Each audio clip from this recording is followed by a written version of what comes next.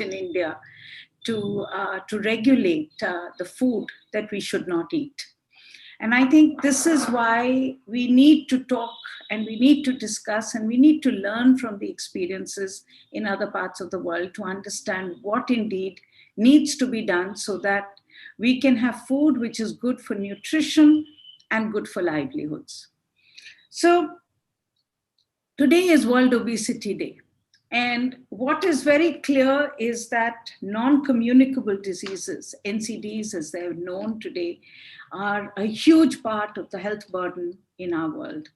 And what is also very clear is that in the world in which we live, the countries like India, countries like Sri Lanka, and we have Lakshman Gamlat with us, our countries cannot afford the burden of NCDs. This is a double burden of disease, and this is a burden of disease that we just cannot afford. We cannot afford the illness that comes from diabetes or from all the other diseases which are linked today very much to lifestyle and food. And food is clearly indicted as being part of the problem. The problem is that the food we eat today is no longer in our hands. The food we eat today is today in the hands of very large food corporations. And which is why governments actually are struggling all over the world to try and give the right message and to regulate and to inform consumers that the food that we eat, we need to know how good it is for our health and how bad it is for our health. And this is really the conversation that we are having today. This conversation, in a sense, is a stepping stone of the work that CSC began almost a decade ago now. Sometime in the early part of 2012, 2013, I was invited to be part of a committee set up at the Food Safety and Standards Authority to work out the guidelines for what should be the food that is given in schools. So how do you regulate junk food in schools? And my colleague Amit Khurana worked with me on it. Dr. Rekha Harish, who's part of the panel, was very much part of that committee as well that was set up at the directions of the High Court. Now, this committee actually became very important because, at some point when we write the history of this, you will see the kind of games that were played and how industry actually tried so hard to both cover their tracks by coming to the committee in the name of very benign associations where we knew that at the back they were all the big agribusinesses, but also to really argue. And I think back on it, the first argument we got was that there is no evidence that there is something called junk food. In fact, we were told that we should not even call the word junk food. We should be calling it HFSS, which basically meant nobody would understand anything that is being said. And that was the big pushback. But there was also the argument that there is nothing called junk food. It's all about children, and it's all about lifestyle, and it's all about the fact that children don't play, which is also part of the problem. But the fact is, don't call out anything to do with food. It's a matter of choice. It's a matter of the right of people to be able to eat the food that they enjoy. And you should not be getting into this for regulation. Well, it was a very tough, I think about a few months of very intense committee meetings. We had some extraordinary people part of it. And it's interesting, Rekha, when I think back on it, and I'm sorry, Amit, please forgive me when I say this, but there was a real gender divide because all the women and all the women other than me were pediatricians and nutritionists, and I was an environmentalist. But it was a real gender divide because all the women were on one side and all the men who were really all industry people and big scientists were on the other side. But I think we had our way, and I think we were very forceful in the evidence that we could present, which could not be refuted, which is obviously always the way that I believe we need to be able to argue this, is through evidence and put together what are the global practices, what is the information that exists, and therefore be able to argue and cajole and work your way through. That committee, I think, was set some very important issues. And if you look at it, there were three big things that we said. And all of those, it's taken us 7 years, 8 years, but that's what India takes. It takes time in India to get these things. And as Amit will show you today, there was committee after committee after committee to try and demolish what we had said. But today, most things are coming together. And we need to be able to keep working to make sure that we can see the results. The first thing that we had argued in the committee was to say that we do need to regulate what we call junk food in schools. And we had talked about guidelines in which schools would basically say that there would be no red category food sold, and that there would be an avoidance of what we called orange category. Those guidelines have actually been issued now by FSSAI, and we need to see their implementation. We need to work with schools so that there is an implementation of those. Obviously, those guidelines are dependent on the limits that are set on how much salt, how much sugar, and how much fat is actually bad for you. But that's part of that second recommendation that this committee made, is that the consumers have the right to know, and that government must come up with what is now known so well as front of pack labeling, which would allow consumers to have the choice, the knowledge to be able to decide. It's the nudge theory, it's the theory of information, but it's essentially about the right to know. Now, that right to know is backed up with huge amount of science in terms of what is bad, how much is bad, and how do you actually communicate that message to people. And that's the conversation that we are going to have today. And this conversation is very important because the government of India, FSSAI, is working today on front of the pack labeling regulations. And we have to make sure that we can influence, we can give the right information to this process to get the best out of it. And of course, the third part of our recommendations was that we need to also regulate advertisements and the big money that companies can throw to influence the minds of children and others in terms of what they should not eat. And what I was happy to know from Amit is that that process has also started in government. So again, we will come back to that at a later stage because we want to make sure that this effort that we have been making for the last 7 years, now that there's one more step ahead where things are happening, we should try and make sure we can influence and get the best out of it.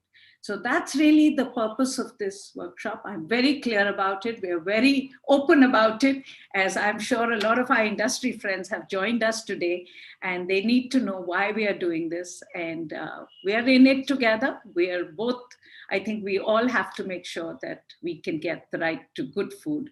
So I'm going to kick off the meeting by asking my colleague Amit Khurana to make a presentation. And then I have 4 speakers and then a number of people to comment. And I'm really looking forward to the conversation. Amit, please. Yeah, thank you very much, Sunita ji. Is the other slides showing up? Can you just make it full? Yeah. Please.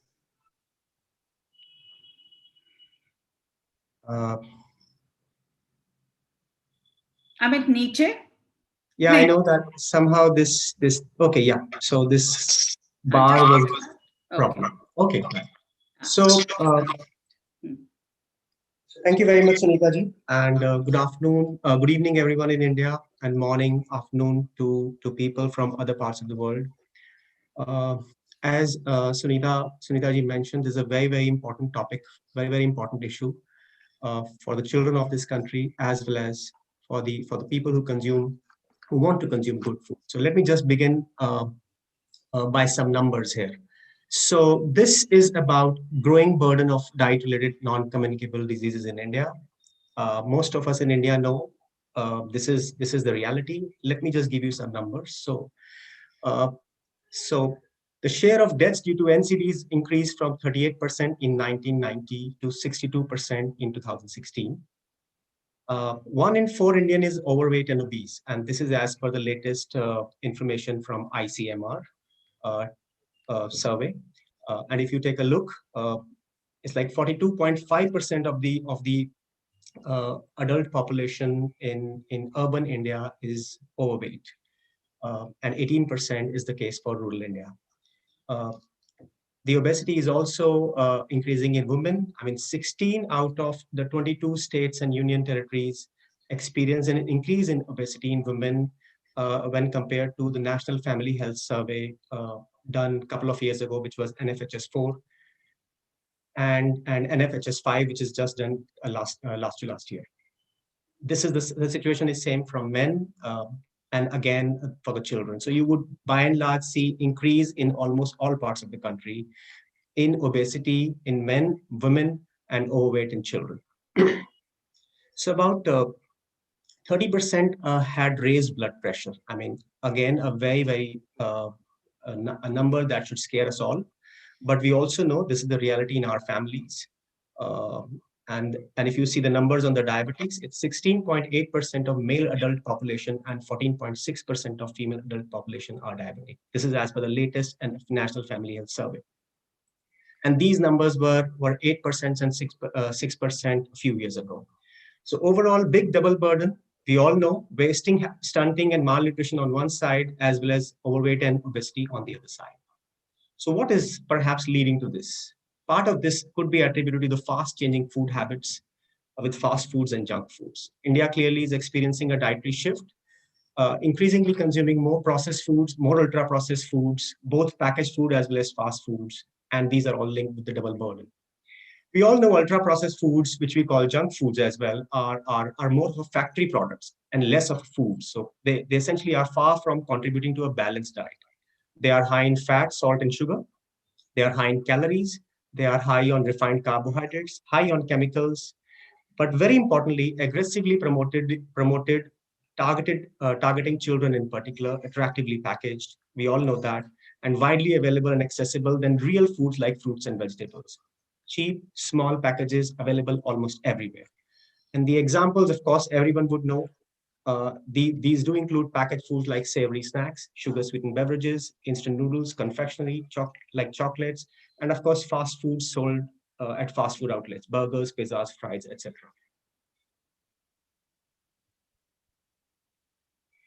So,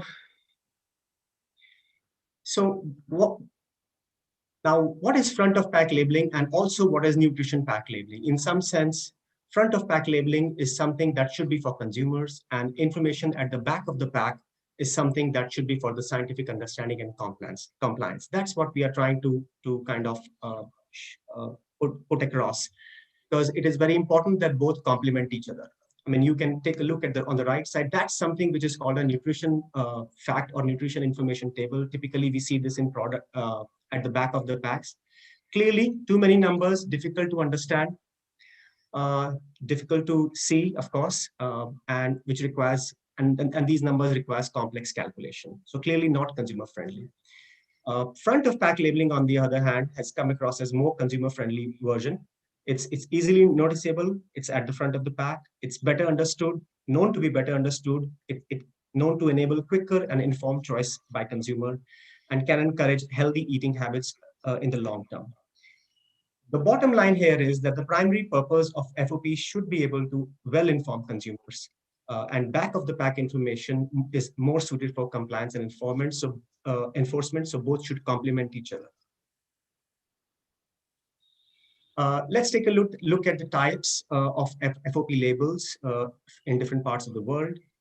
This, of course, also reflects the evolution, how things have changed over the last so many years. So to start with, it all happened through endorsement logos, let's say. And you can see Keyhole is a very famous endorsement logo, Choices logo, Healthier Choices logo. And you can see the countries just below these icons, right? And the years when they started. But essentially, these did not really provide information about specific nutrients. And this was essentially about an overall positive directive assessment, which actually encourages consumer to to overestimate the healthfulness. In fact, they may act as health claims. So that was the problem. That is the problem, I would say, in this kind of endorsement logos. Let me just move to the next part of the. So these are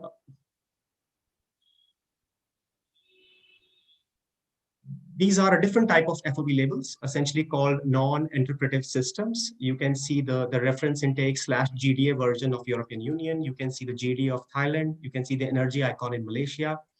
And clearly these are complex numbers, difficult to understand, often monochrome, and no direction to judge decide. And some of these numbers are often mentioned at the back of the label. So putting them also on the front of the pack label would mean less value addition and less space utilization.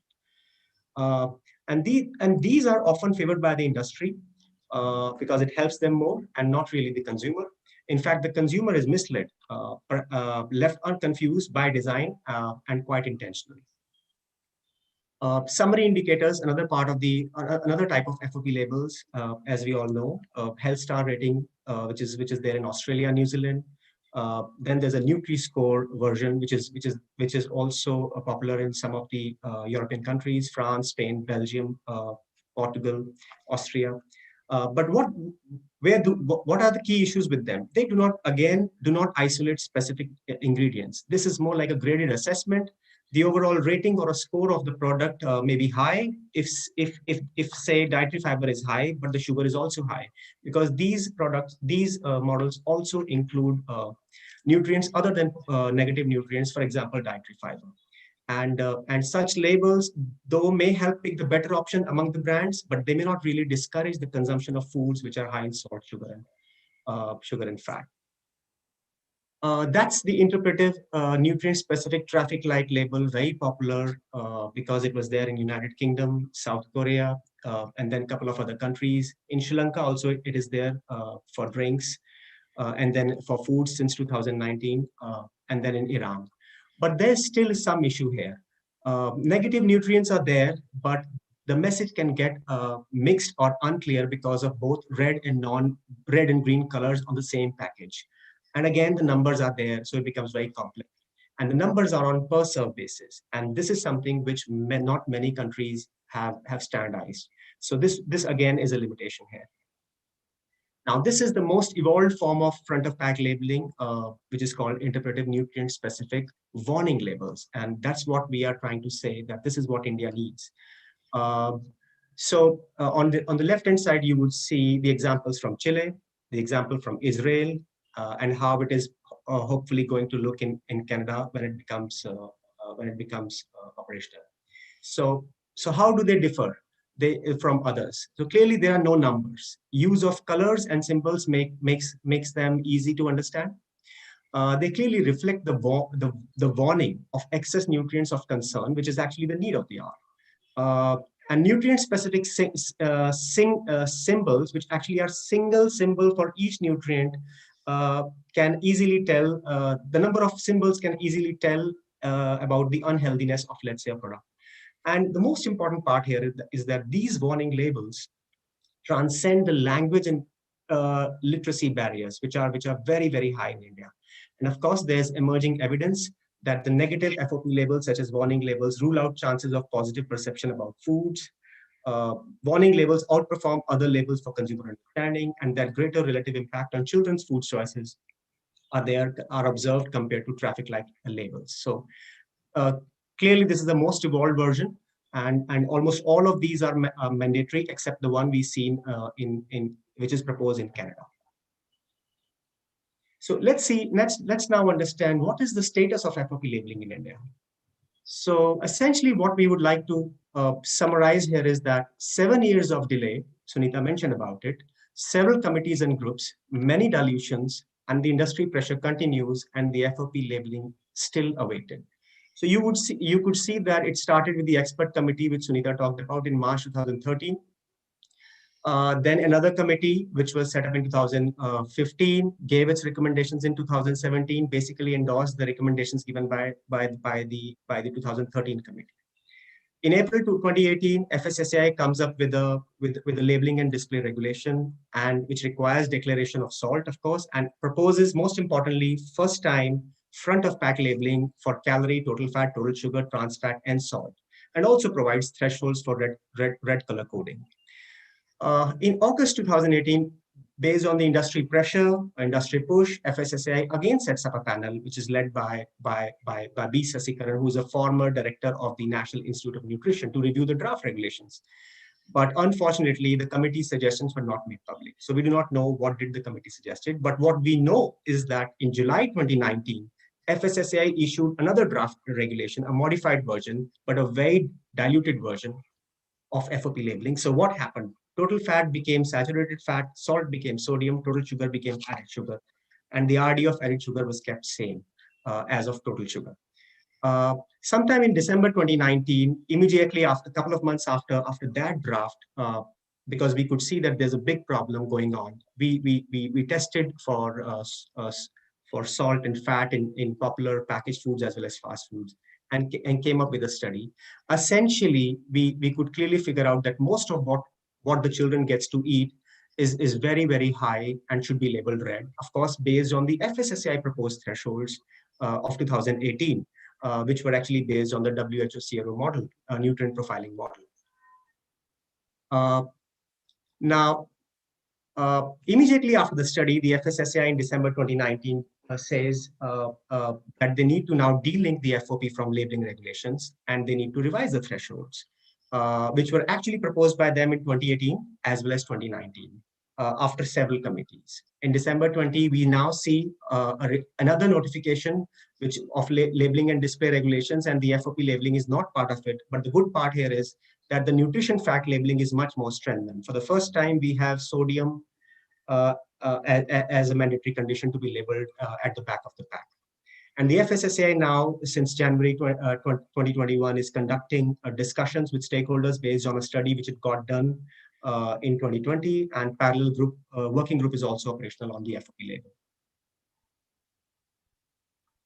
So what are the key issues which are open? One, the design on the FOP label. Second, nutrients to be mentioned on the label, thresholds to be used, the third one, and fourth is what should be the timelines of implementation. And clearly, industry continues to push back. Consumer health and interest is put at the back burner. There's no doubt about it.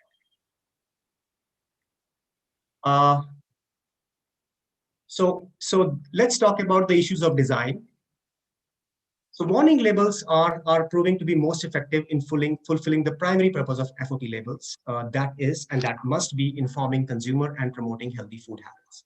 On the left-hand side, you can take a look what FSSAI actually proposed in 2019, and of course, similar number-centric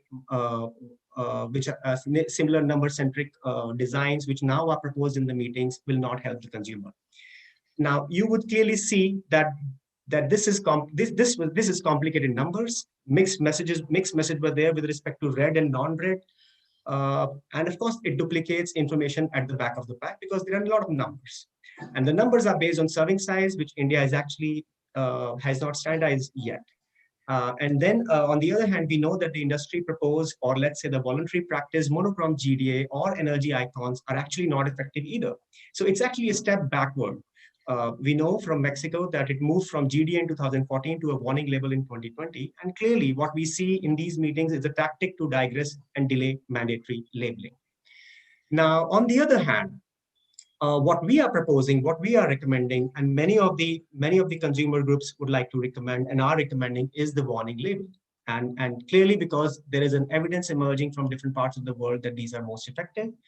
But most importantly, these are very critical in the Indian context because there are many languages, high illiteracy rate is there, and familiarity with English and numbers and math is even low.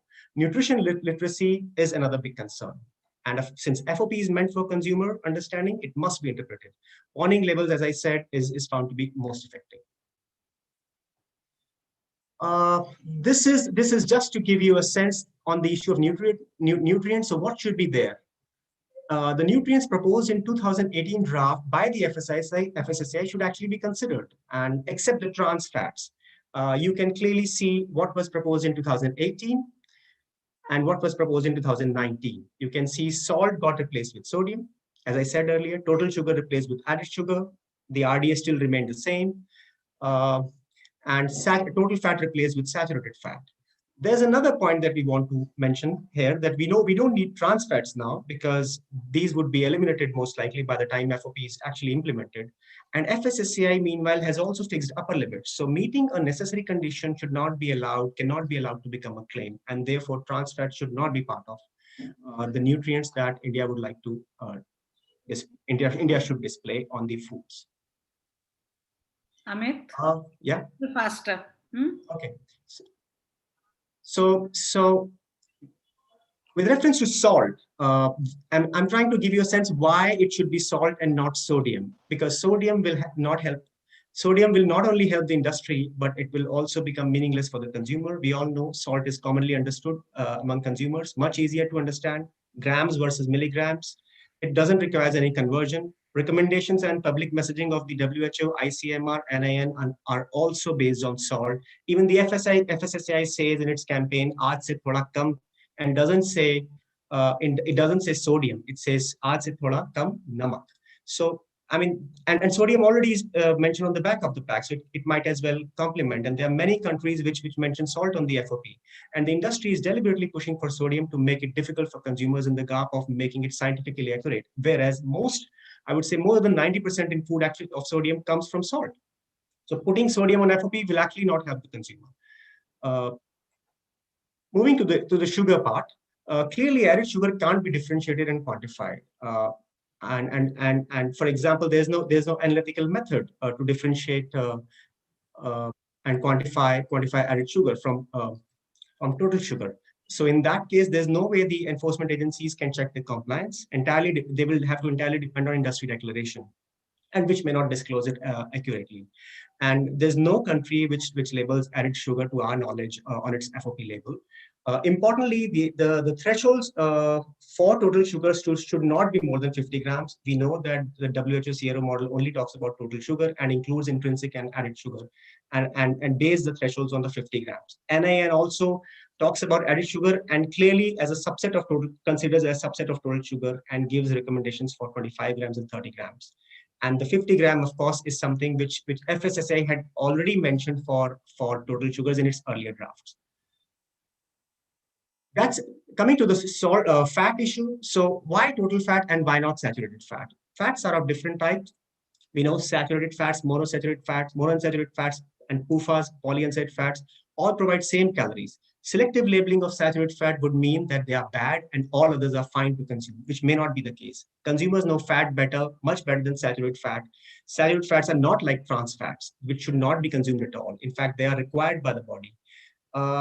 Putting saturated fat on the FOP label will actually demonize it. And the foods that have high saturated fats, such as dairy, and very important source of nutrition from the animal foods for a predominantly vegetarian population in India. We all know dairy is an important source of nutrition for rural India as well.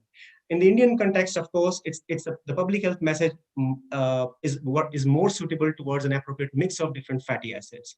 And at the same time, it's important to note that there's an emerging evidence that says saturated fats, that questions the association of saturated fats with cardiovascular disease and mortality in general. There's an evidence which talks about pro-inflammatory nature of PUFAs, so on and so forth. But very importantly, the WHO guidelines again talk about total fat predominantly, and provides thresholds based on total fats for most of the categories. Coming to the thresholds part of it, essentially trying to say that the WHO thresholds are based on are good. They are based on understanding which is similar to the Indian agencies. They are tested in India. And there's no need to revise these thresholds. In any case, these thresholds have enough buffer It's set on 2,000 calories, but actually the 3 to 9-year-old child needs much less calories. Model also considers feasibility of production, and thresholds actually are based on higher value of the range. So on the issue of timelines, we don't think there's any time for delay now. FSSAI must come up with a law now with clear timelines for the industry. It's been 7 years now. Some products we know can't even or will not be reformulated. Our study has shown that in 2019. We need a law now. Implementation time at max can be considered for 3 years, which was actually offered in the FSSAI draft of 2018. And this kind of relaxation of 30% over the thresholds in the year one and then 15% in year two would actually be useful, because it would, on one hand, mean that products that can really be reformulated will get time of 3 years, but those which are quite high will be labeled red soon. And what is very important here is that many of these multinational companies who are pushing the case in India know the global best practices. They follow norms when the regulator gets tough, but try to delay dilute as much as possible in India. This is just a summary of our results that we did in 2019, clearly showing most of the package as well as fast foods, how these based on, if tested for salt, sugar, and based on the thresholds, would actually have labeled red, and not only labeled red, but many, many times than the thresholds that would have been set at that time. So that's it from my side. Sorry for the delay, Sunita. No, thank you, Amit. Thank you so much for your presentation. I think a very excellent overview. And it's been some time, so it's important to catch up and to inform the community about these issues. I have now the privilege of inviting Professor Mary Labbe to speak. She is the professor at the Department of Nutritional Science, Faculty of Medicine at the University of Toronto. And she is really known across the world for her work on food and nutrition policy. And I think so critical for our world today. So please, Mary, if you could make your presentation. Mary, you're on mute, I think. Yes.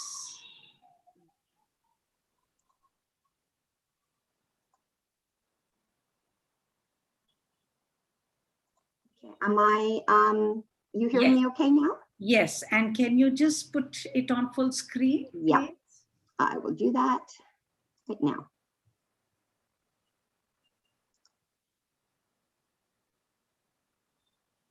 And I'll just switch screens here. Perfect. Okay. All right. Well, good morning from Canada and good afternoon to you and the audience that are there in India. And thank you very much for allowing me to speak to you today and give you some perspective that comes from Canada. So by way of starting, I just want to point out that this discussion around front of pack labeling is one that's well established, and I really encourage the Indian government and UN NGOs to continue pursuing front of pack labeling. It's been endorsed. There's many guidelines that have come out from WHO to help us as we work on front of pack labeling. And of course, you may be aware that it's now part of the agenda at Codex to establish global standards for front of pack labeling. So I think as more and more countries move into front of pack labeling, we recognize the importance of adopting front of pack labeling systems around the world. And Dr.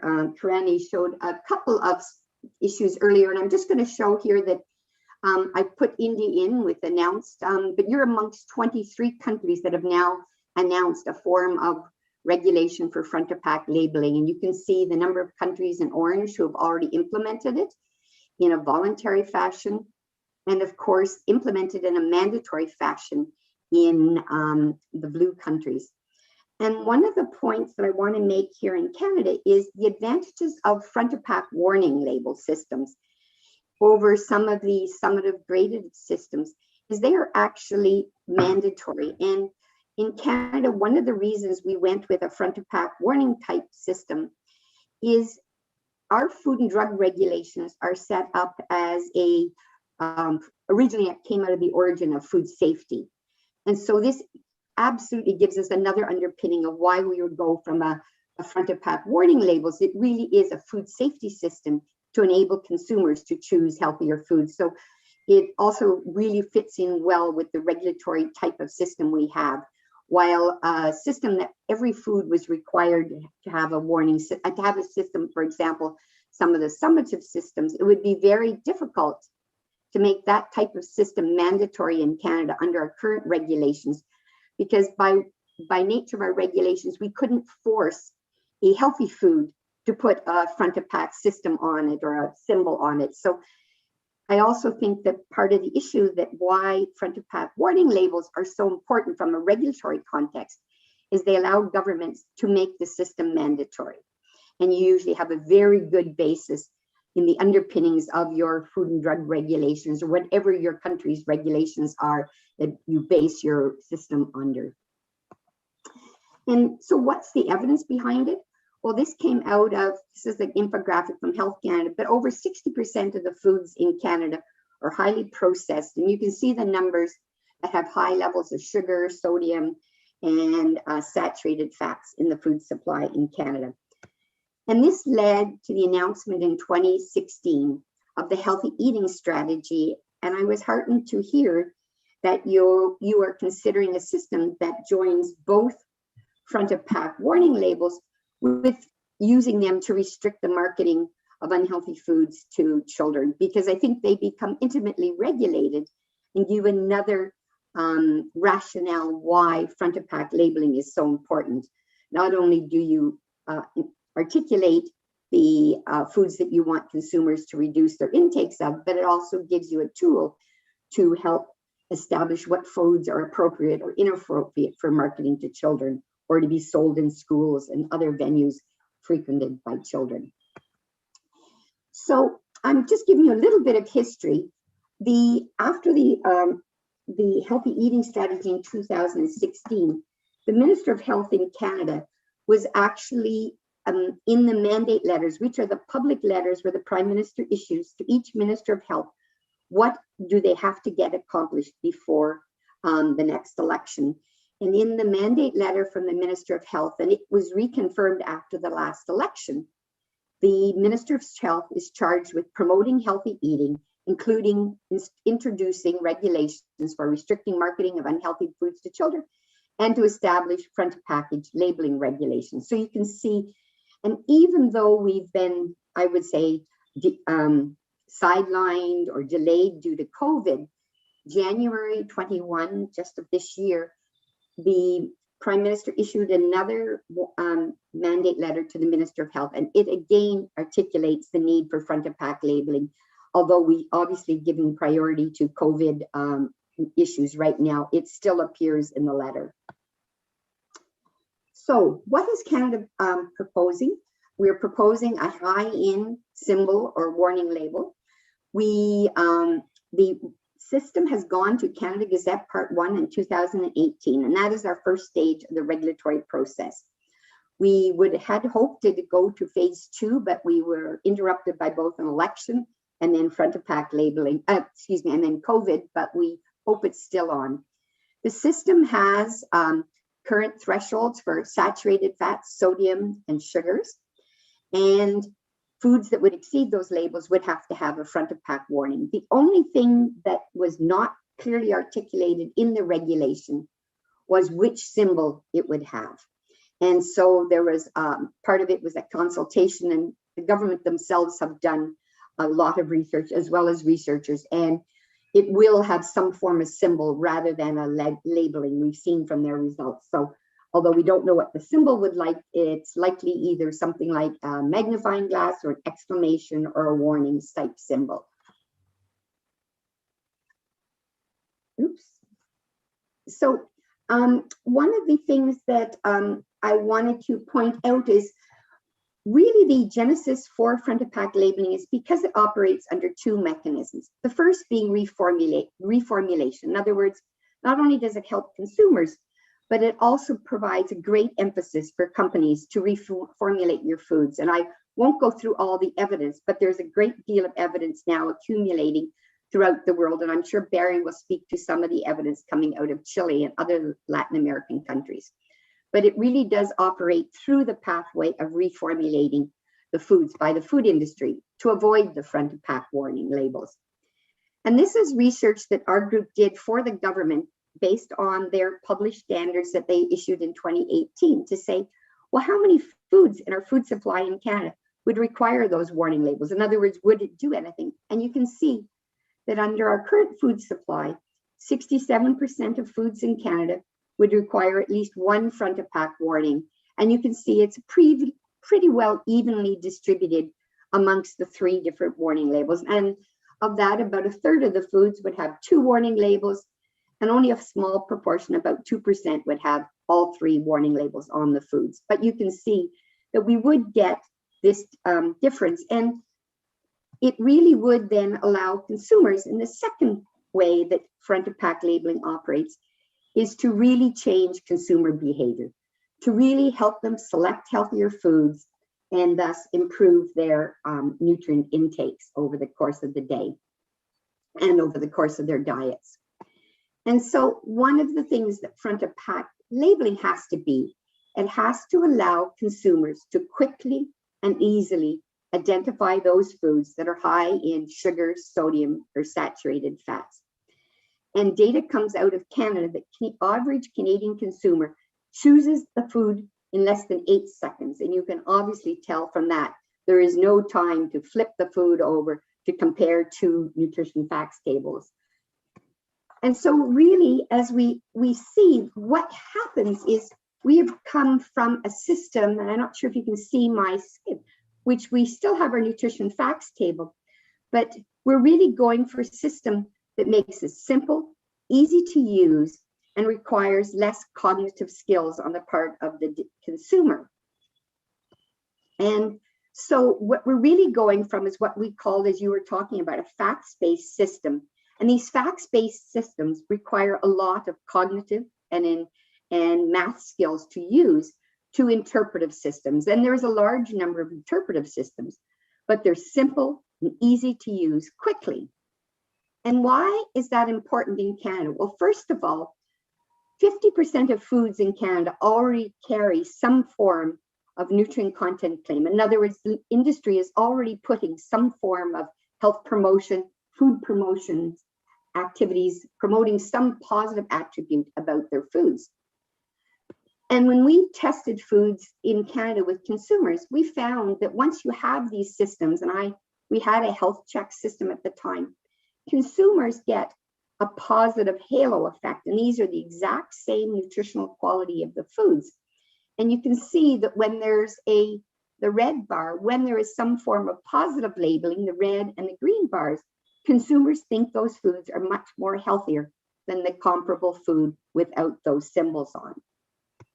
Similarly, this is a tomato soup in another experiment, and we saw that similarly, consumers think those foods with content claims, function claims that industry are already putting on the foods, they consider those foods healthier than foods without the claims. And another study we did in Canada that I think is important is consumers with lower health literacy. There's a couple of things we found, and we tested a whole pile of beverages, and I won't go into the study, but basically consumers with lower health literacy are 2 things. One, they're unable to perceive differences between the foods. So they rate all the foods much more similar, as opposed to those with adequate or good health literacy who can distinguish between foods. And they rate the foods healthier than what they actually should be. So really, it's the consumers with lower health literacy where front of pack labeling is really important for them, to help them. And so we also did another study to say, well, what would be the impact? And we did this while Canada was considering a warning label, really wanting to push them towards using a front of pack warning label, even though we didn't know what it was. And data had come out of the UK showing that UK consumers, which have the red traffic lights and of course all the colors, most of them actually use it to avoid red traffic lights. In other words, they use it like a front of pack warning system, even though all the other information is there. And so we said with our food supply, well, if Canadians do avoid those foods with red labels, and we have a database of branded foods, we said, let's look in our database, and if we can find a healthier food in exactly the same fat category that didn't have a warning label, what would the intakes of Canadians be? And when we put those data into our National Nutrition Survey, we found that energy would go down by 5%, the total fat intakes would go down by 13%, saturated fats would go down, and sodium would go down. Sugars didn't go down in this study because we didn't have that many comparable foods in our food debates that had already been lowered in sugars. So I was asked only to speak for 10 minutes, so I could have gone on and given you a lot more data out of Canada. Yes. But I just wanted to end up with just really the take-home message that I really want you to really consider and stay on the route of thinking of a front of pack warning system. They really, even whatever system and symbol is eventually chosen, and we don't know which one governments are, but they have indicated that it will be a symbol based. So the last two will likely be gone. They will not be a text-based ones. It really does change three things. One, it encourages industry to reformulate their foods. It does reduce sales of unhealthy products. We've seen it in experimental studies in Canada where we've tested foods in what consumers would buy when faced with foods in what I would call simulated grocery stores or online studies. And of course, we've seen that happen now in some of the data in other countries which have implemented it. So that we really will reduce the sales of these unhealthy products. And the third, it really does start to change social norms. And I think that's that misunderstanding of what a healthy food is, which foods should be encouraged. And that's also part of what we want to accomplish. And this really will join in with things like our food guide, which now tells consumers to choose these foods, avoid these foods, choose less often foods that are high in sugars, sodiums, and saturated fats. So front of pack warning labels will now give them the tools to really change those norms to help consumers understand which are the types of foods they should be choosing. And with that, I know this was very quick, and I guess I tried to fit as much as I could in, and I even went over my 10 minutes. But I want to also thank my research group and a number of research collaborators and my funders for giving me the opportunity to conduct this research. And I think we'll have some questions at the end, and I'll be with you later. So thank you very much. Thank you, Mary. Thank you so much. Fascinating and really good learning that we have in terms of how this whole science has progressed. And that's really important for us because it's all about what will work best. And I will now bring in Barry Popkin to speak. Barry is a nutrition and obesity researcher at the Carolina Population Center, but actually he needs no introduction to this community. His work is so well known and has been so informative for policy across the world in terms of understanding what actually nudges change, what will regulate this food. So Barry, your presentation is on the screen now, and if you could make your presentation. And thank you so much for joining us so early in the morning for you. Namaste, Ji. Thank you very much. I'm really pleased to be here. Kushi hui. I want to start. Next slide, please. Next slide. I'm not moving these. These are being done by someone at your. Okay, thank you. So I want to build on what Amit presented and Mary, both exceptionally important presentations. Amit in particular, and I'll emphasize with real data some of the points from him and from Mary, i.e. real purchasing and real reformulation. We know a lot about the research on sodium, sugar, unhealthy saturated fats, and refined carbohydrates. But what I want to talk about is the new research that's come over the last several decades that really says it's not just these nutrients, but the foods that contain them that are the problem, and that we need to focus on that total package. And using this warning label will allow us to go after the foods themselves in ways that we haven't done in the past when everything's been focused on too much total fat or too much X, Y, or Z in the way of nutrients. And I'll present some work on that. And so next slide, please. So we've had some very sophisticated trials being done. The most important is the random control trial from our National Institute of Health, done by a large group of eminent scholars there. They took one group of normal weight adults and they first gave them an ultra-processed diet and later an unprocessed diet. And they did vice versa for another group. Very sophisticated trial. People were either given the unprocessed food, the lentils, the legumes, the fruits, the vegetables, grains, fruits and meats, but real food. And balanced in the same way they were provided as the next slide with junk food as was described by Dr. Narayan. That is the ultra-processed food, it's fast food, it's sugary drinks, snacks, all the different kinds of things that are really not only with high added sugars, saturated fats, unhealthy fats, added salt, but many different additives that add smells, flavors, that make them really very palatable. And they enhance the palatability quite a bit. And on top of that, they're very often ready to consume or ready to heat. And they're quite profitable for the industry. So the industry is pushing them in a very big way. Next slide. Next slide. So in this study, oh, go back, please, one slide.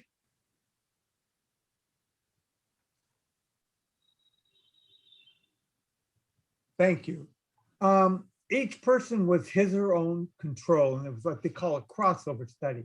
So at the end of this, the people that consume ultra-processed foods added an extra 500 calories per day with a lot of extra fats in their diet compared to the second group. And in the 2 weeks that they consumed only real food, the old traditional diet that I knew when I lived in a Juggy Jampri in Old Delhi in 1965, 66, they consumed real food. They lost 0.9 kilograms in 2 weeks, an astounding amount with increases in some selected very important biomarkers for non-communicable diseases. So this showed us the kind of mechanisms that can occur. We aren't completely clear whether this is the palatability or also the higher energy density of all these junk foods, but that combination is clear. Next slide. So also at the same time, we have had now well over 38 studies going on 45 cohort studies that have followed in Europe, the US, Latin America, and Asia, large populations, many thousands, and then looked at the higher proportions of ultra-processed food and looked a decade or 2 decades later to see that these people had large increases in all the critical diseases that we're concerned with: diabetes, hypertension, other kinds of heart disease, cancer, obesity, cancer mortality, total mortality, cardiovascular mortality. Just a very large group of different studies have shown these. And this, along with the random controlled trials, really tell us that these foods really are the culprit. It's not just that you eat a little extra fat, but it's the food itself requires all this, enhances all this extra consumption. Next slide. So we know in India that we've had a long history. The British brought in milling of rice. We have our parboiled rice that was very important at different points. And we've gone through a series of steps to go from just milling of a few grains and other things to now the point where you have things like Maggi noodles and all over in every shop in the country. And this has been a slow transition, but now we've reached a point where infants and preschoolers are eating and drinking these foods. In Nepal, We had one study that showed that 25% of the infants and preschoolers were consuming of calories of these infants and preschoolers was from these ultra-processed junk foods. So, and they're not all junk food, but they're all like the Maggie noodles. Some people wouldn't call it a junk food, but it's terribly high in saturated fat and sodium. And it becomes the ultra-processed food by the whole definition every way. And these are often described as food-like because there's so many extra ingredients added, and the grains are usually quite refined, which adds to the unhealthiness of the product. Next slide. So what are the consumption trends? So I mentioned the infants in Nepal. This would be true in India as well. We are finding in study after study that these foods are not just fed to adolescents, who are adolescents and young adults, of course, being the highest consuming group, but they're fed to everybody. Now, this, wait, you skipped the slide again, ma'am. Whoever's doing this, I apologize, it could be a man.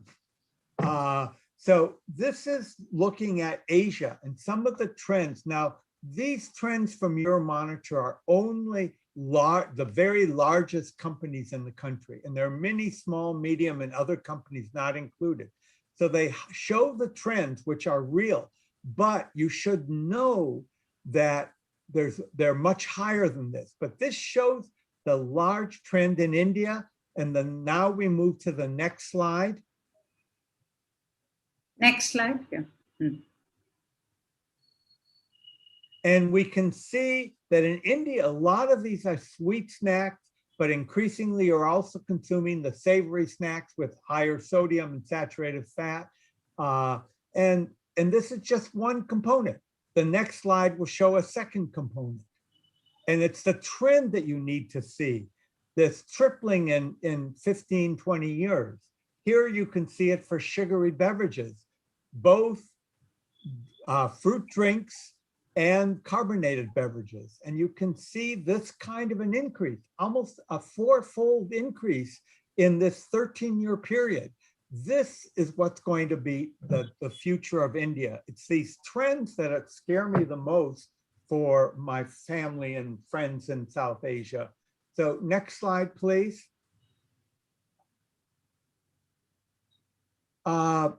This is Chile. Now, this work started a long time earlier, but the Chilean regulations went in 2016, and then the first phase of the cutoff per 100 grams, you can see what the cutoffs were. And I'm only going to report on phase 1 results, but by phase 3, which we're in now, the cutoffs are much tougher.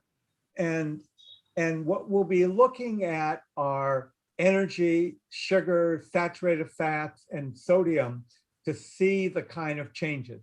Now, what India did, which is a combination of what Amit and Mary talked about, is in Chile and in Mexico and the other countries that we've been working with that have established these laws, and we're working with them to evaluate them.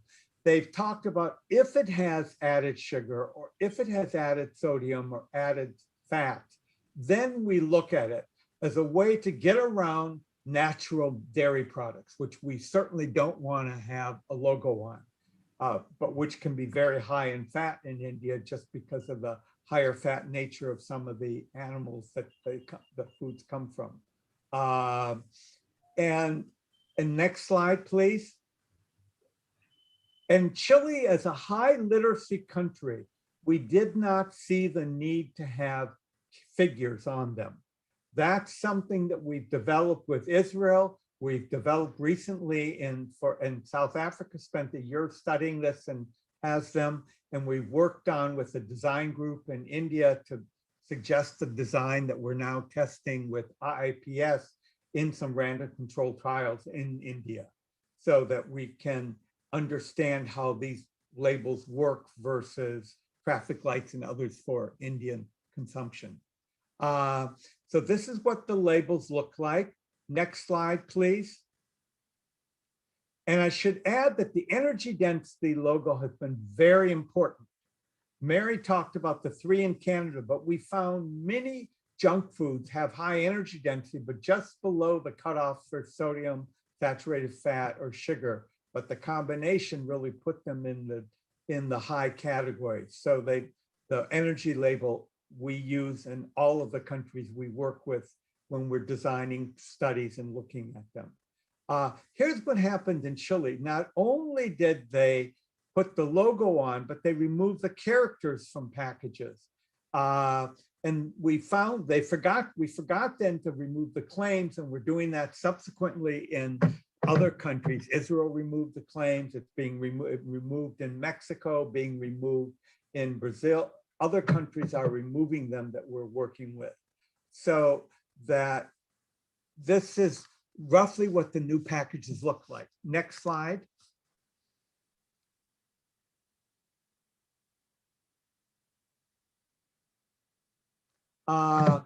So we have 9 focus groups that we ran, and we did these on low-income mothers with children in different parts of Santiago, a year after the first phase.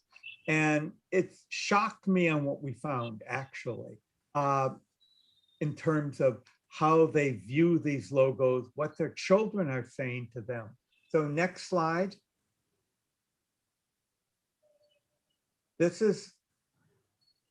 is an example of what the children are telling the mothers and what the mothers told us in these focus groups. And you can see by this that this is a potentially norm-changing approach. Now, I should add there that these foods can't be seen. Once you have the warning label, you cannot be seen, sold, consumed in a school in Chile. And so this warning label provides a very easy way to implement in schools what Amit and Sunita talked about earlier about the school legislation and the school work of FSSAI. Next slide, but these just give you a sense. I could have given you dozens of these. I love these quotes from the mothers. We have other impact studies on this, but I want to go to the studies on product reformulation and purchasing now to show you a real world study of impact. Next slide. So firstly, in purchasing, we saw, and just in the first year, when the cutoffs are not the most extreme, we saw a huge reduction. At the time of the study, Chile was the highest consumer per capita of SSBs in the world, sugar sweetened beverages. And it fell by 23.7%. At the same time, we saw an increase in the non-warning label foods. It was smaller because Chile is a country with potable water, and we suspect a lot more water consumption went on. And we had declines among both sweetened fruit and sweetened dairy products. Very important that we cut. So, and these declines were much greater, actually triple what we found from attack studies that we had done in Mexico and other countries. Next slide. So this is what it looks like. Now, this is an education approach. And you will expect initially in the first year, like we found in Chile, a larger proportional increase among the higher educated. But in absolute terms, because the poor are increasingly consuming more and more of these junk foods and ultra-processed foods, we saw almost the same absolute decline among the poor. Next slide. So I want to talk about reformulation. And I want to show next, push the button again, please. Thank you. So looking at the proportion that went down for the high-end products, you see almost a halving of some of the high-end sugars for some of the food products. This is not just the beverages, but the beverages, of course, decline significantly. It's easier then to replace the beverages, but go on, next slide, please.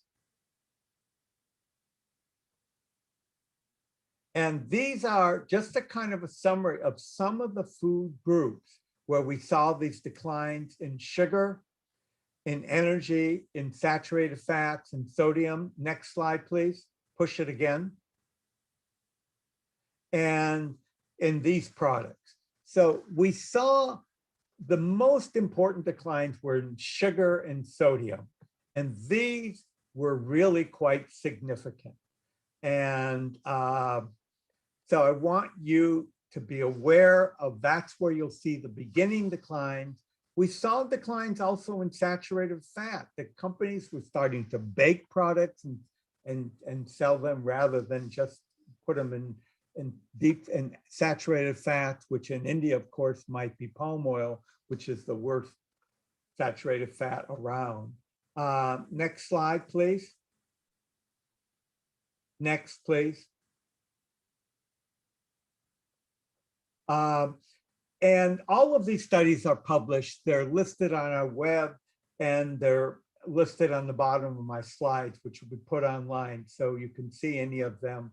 And certainly we have others, and we have one coming out that will summarize from 5 of the countries we work with the results of real world impact studies on taxes, front of the label profiling in Lancet.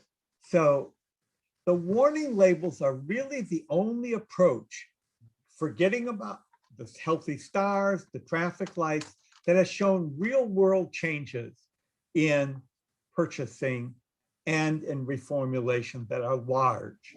I want to emphasize that. The GDAs, the choices, the Nutri-Score, the multiple traffic light, they've really not been found to impact ultra-processed foods.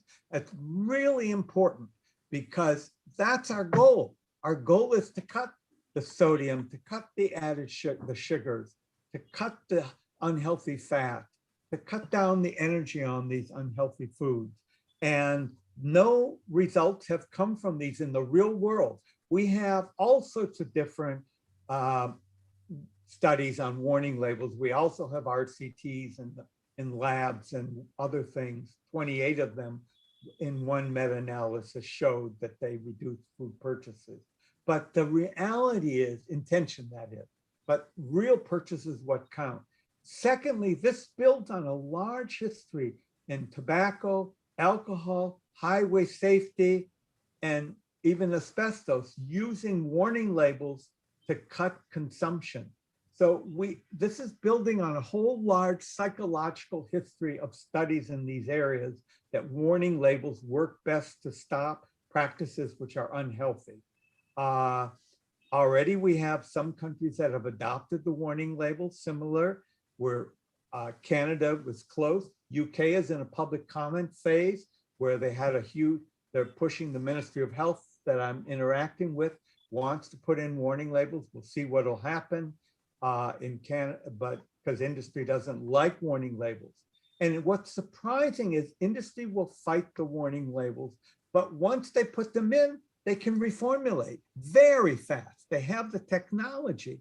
We have the technology to cut almost all the sodium out of our packaged processed foods if we want, and increase the potassium salts and other things which actually enhance their healthiness. So we can do it. It's a question of putting in the regulation so industry will do it. We have dozens of studies that show voluntary regulations don't work.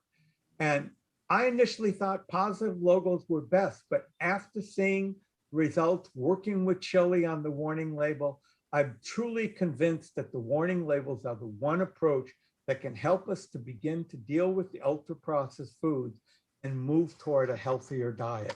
Next slide.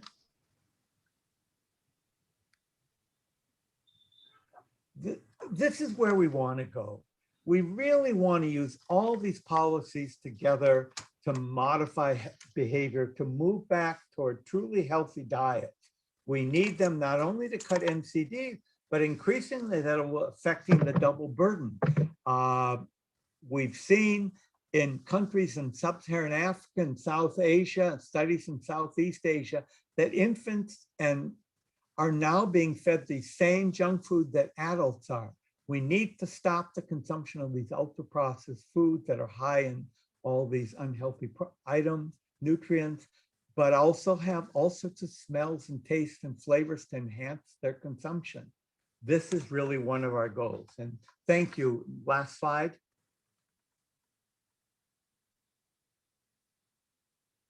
So to emphasize again, for dealing with the double burden in India and globally, I feel putting in these warning labels is really important. It will get us closer to a healthier lifestyle that we need.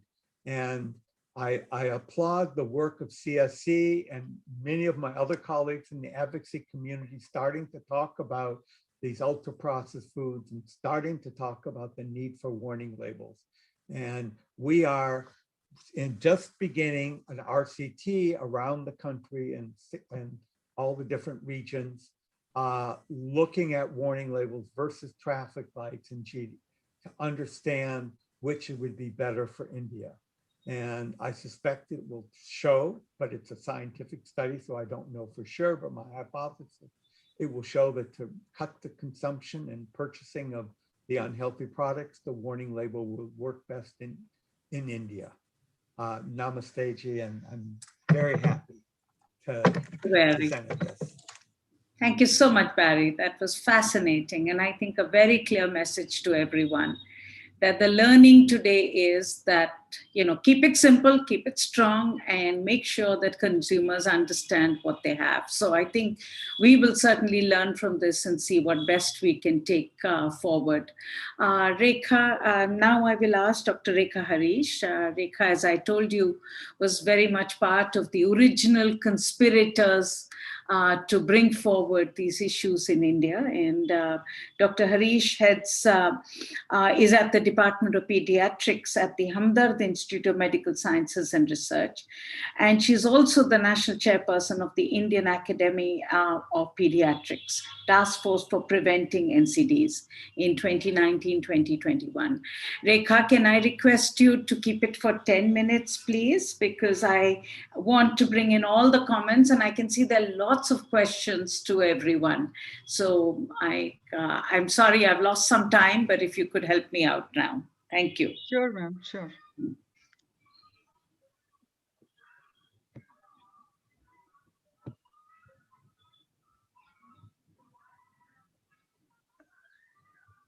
I'm unable to.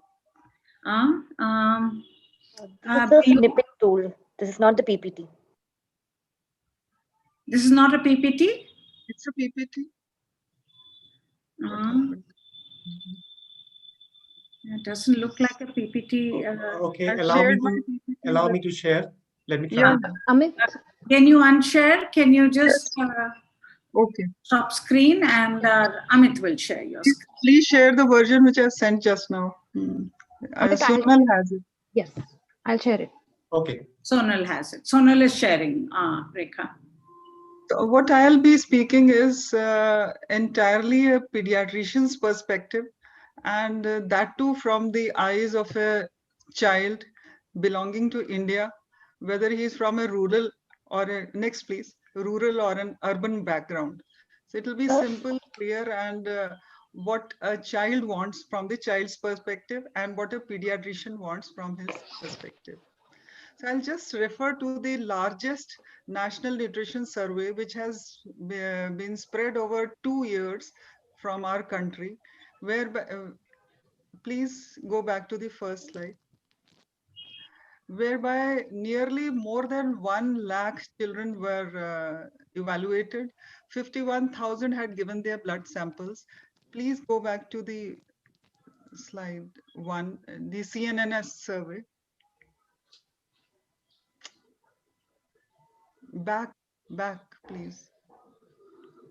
Bus. So stop here, please. Next. I'm sorry for this. Next one. Next one, Sonal. This one? Yes.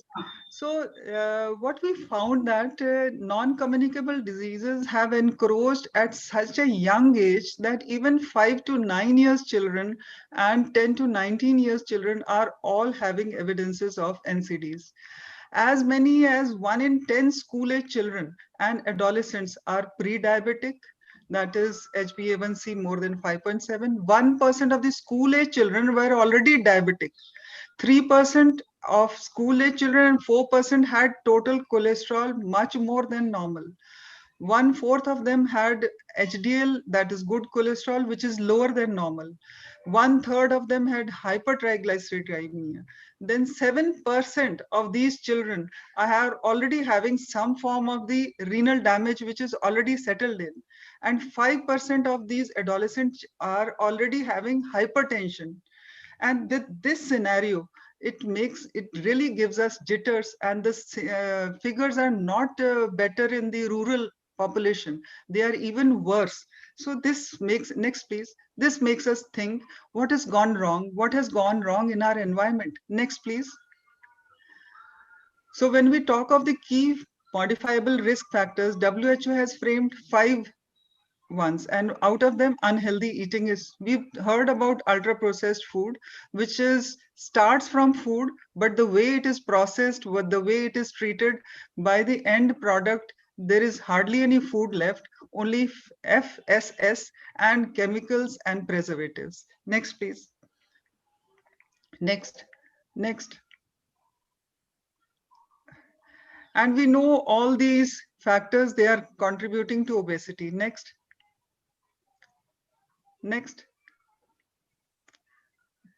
Not only obesity, but a myriad of other diseases. And while we are talking of figures of WHO regarding overweight and obesity, we must not forget that Asians are much more prone to these heart diseases, and their BMI cutoffs for overweight and obesity are at lower levels than the rest of the world. So if we apply those figures, our figures will be much higher. And this has been proved by Yudnik and Yajnik's hypothesis, whereby two persons with the same BMI from Asian region as well as from the West had 3 times, we have 3 times much more body fat, and you can imagine the implications. Next. This is another area which I would like to bring to attention, that as a part of this group constituted by Nutrition Chapter of Indian Academy of Pediatrics, we have expanded the definition of junk to junks. J includes foods which are high in fat, sugar, and salts. U for ultra processed. N is for nutritionally inappropriate, whether it is homemade food also. If it is prepared in recycled oil with large amounts of FSS, it is nutritionally inappropriate. C for caffeinated and colored drinks, which are having, most of them are having high amounts of preservatives. And S is for sugar sweetened beverages. Next. And I must bring to attention that the first junk in the human life is the tinned milk or the infant milks, which are used instead of mother's milk. So they should be a strict prescription of a health worker, whether the baby ever requires this. Next.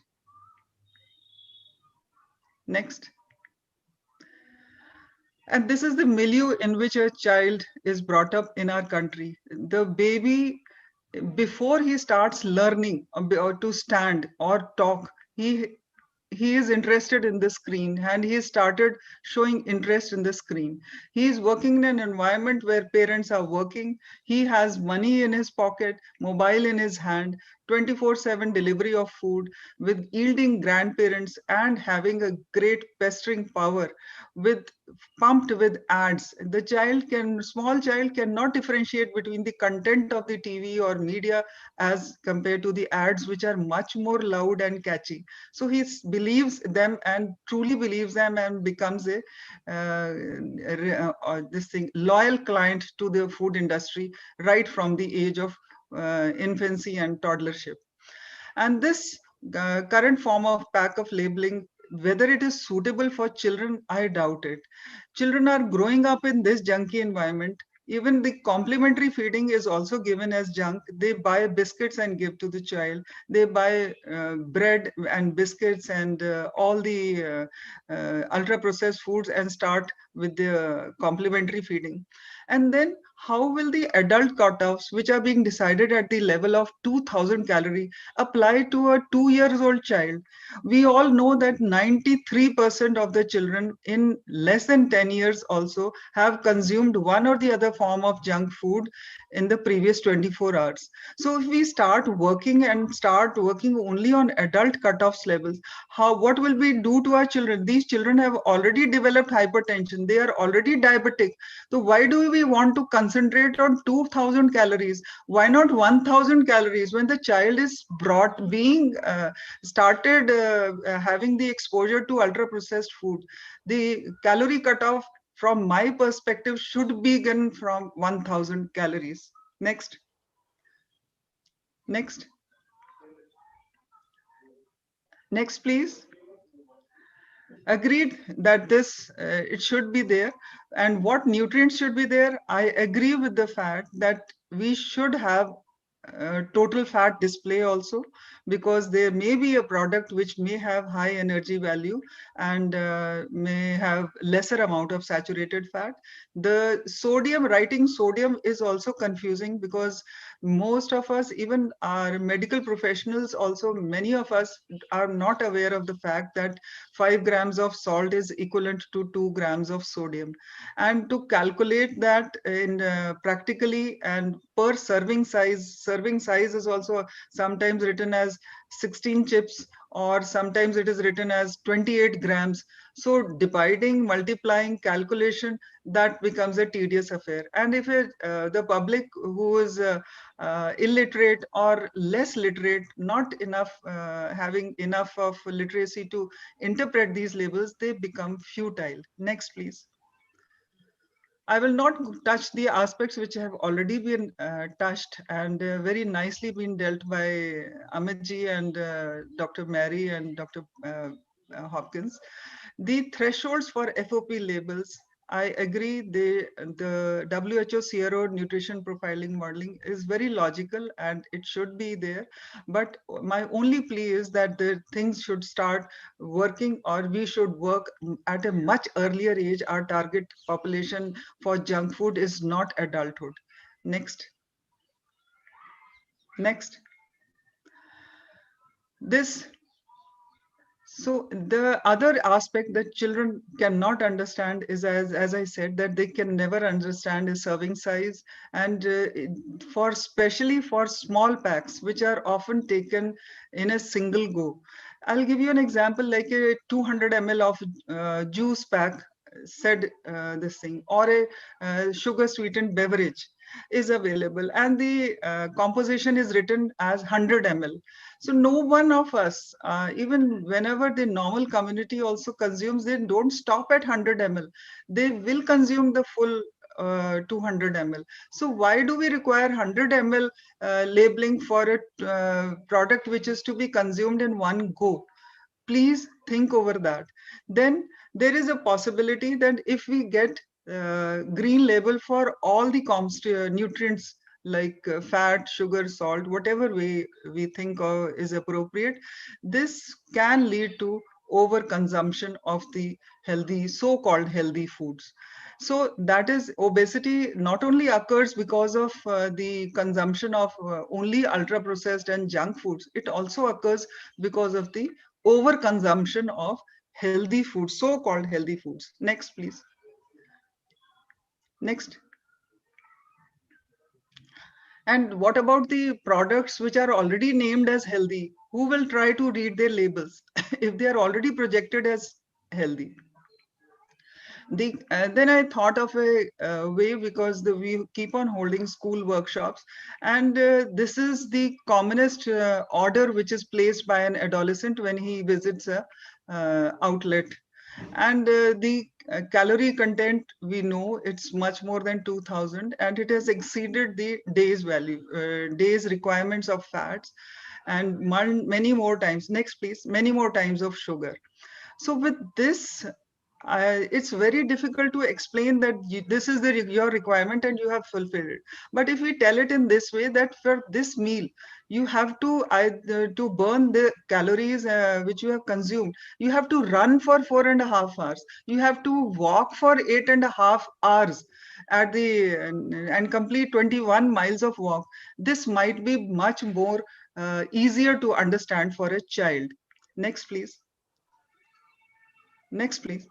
So to save the childhood, and especially in the Indian perspective, there is urgent need for a simple, clear, maybe color coded, but an informative label which is easy to understand and helps us in deriving at a logical decision immediately. So if we take time in calculating and spending, the time lost in the mall will be ultimately resulting into buying the product. So reading the labels and making them easily understood, and something like this, it's not particularly to any product, but something like this, the calories written, this is equivalent, you have to either walk for this time, or you have to run for this much time. This should be amply sufficient to explain to a child that this is the exact, this thing is form of a informed consent. Next. Next, please. So a plea that junk food needs no less than a red alert, I agree with it. And we have to learn from the success stories of Israel and Chile. We can improvise upon them. And as suggested by Sir, we can improve upon our labeling also in such a way, and try to treat junk food legally as tobacco. The keeping a curtail on the media advertisement for food, misleading labels will definitely help in managing this issue. Next. Thank you, Rekha. Rekha, can I ask you to wind up? Yes, Oh, thank you. Last slide. Perfect. Thank you. Let us reach our awareness target to this level that there is no demand of junk food, and children themselves say that we don't need junk food. It's not an impossible target. It is a possible if we all around the child gather together with the same mission. Thank you so much, ma'am. Thank you, Rekha. I now will invite, I have 5 very important speakers, and I will ask them all for very quick comments and their views on what has been discussed. So I will start with Rachita Gupta. Rachita is a public health nutritionist, and she is the National Professional Officer at the WHO's country office in India. And she is really in charge of looking at some of the issues that we are talking about. WHO, as all of us know, plays a critical role globally as well on NCDs and food. Rachita, please. Thank you so much, Sunita, for the kind introduction. So I think the last couple of presentations have brought focus on how important front of pack labeling is as a policy tool for countries to help consumers make a healthier food choice. I just want to make some brief remarks on the need for having an objective method of categorizing foods as healthy or unhealthy, which basically underpins this, which is the science underpinning the front of pack labeling. Which we call nutrient profiling. I think Amit has briefly touched upon it in his presentation, and I would just be going about describing the WHO nutrient profiling model. So WHO has developed several of these nutrient profiling models to aid countries to categorize foods based on their nutritional composition for reasons related to disease prevention and health promotion. There is one developed by Wipro, there is one developed by Euro. In 2017, the WHO Southeast Asia Regional Office also developed a nutrient profile model, which drew upon the existing models of WHO. This was to support countries within the region to implement the set of recommendations by WHO on marketing of food and non-alcoholic beverages to children. It's important to note here for the participants because I'm here to speak about why the WHO nutrient profile model is suitable for the Indian context is because it's based on the regional needs. So WHO has been developing these regional models so that they are suitable to the needs of the countries within that region, which is also the case for the Southeast Asia regional model.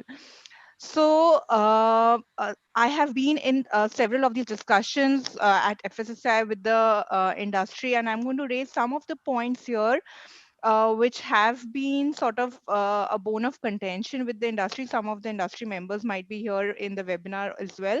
And I'm going to be emphasizing what are the main points that make the WHO CRO model most suitable for India.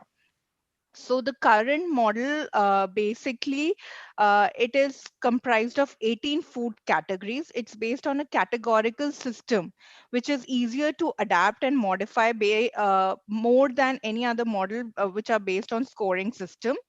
It encourages comparison of nutritional contents of products within a food category, compared to a model which has across the board criteria, because the industry has been quite hesitant. How can you apply an across the board criteria for all the food products? So this is not the case. For each of the different food product categories, we have a different threshold for different nutrients.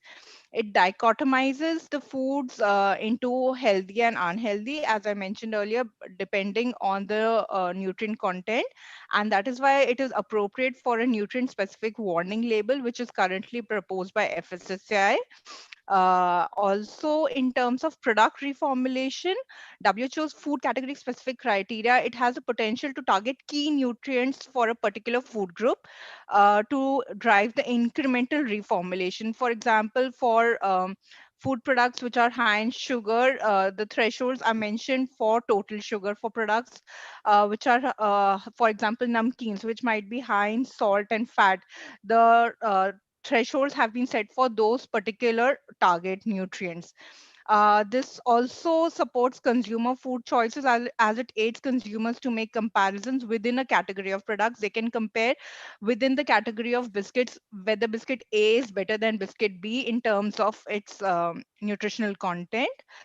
Also, one important thing that I want to mention here is that the nutrient criteria that applies to the specific food categories, they are informed by the nutrient content of the product in the market.